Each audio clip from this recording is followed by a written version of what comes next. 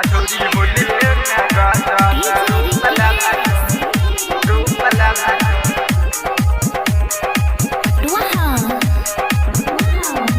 Presented by माँ Gauri music. Holi खेल गल छोरी गजब रंग लेलक। होली खेल गल छोरी गजब रंग लेलक। छौरी होलिये में छौरी होलिये में गजब रूप कैलक। छौरी होलिये में गजब रूप कैलक। अरे होली खेल गल छौरी बुढ़बा के सोन कैलक। अरे होली खेल गल छौरी बुढ़बा के सोन कैलक। छौरी होलिये में छौरी होलिये में गजब रूप लेलक। छौरी होलिये में गजब रूप लेलक। अरे कैलक रे भैया कैलक।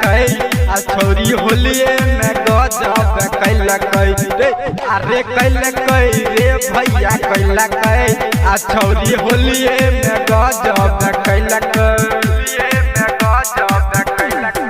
एक बेर कलकोगे दोसर बेर बेसी जे बोलबी गे डलतो बेर बेर। एक बेर कलकोगे दोसर बेर बेसी जे बोलबी गे डलतो बेर बेर। अरे माल समझ के रे भैया लोग। अरे माल समझ के रंगबा हम लगलिए एकरा चलिए पर रंगबा लगलिए।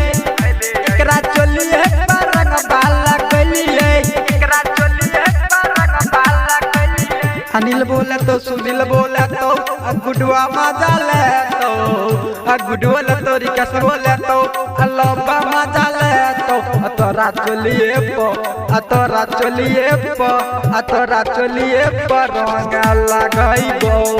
तोरा चलिए पर रंग लगाइबो। माँ गौरी रिकॉर्डिंग स्टूडियो सहरसा।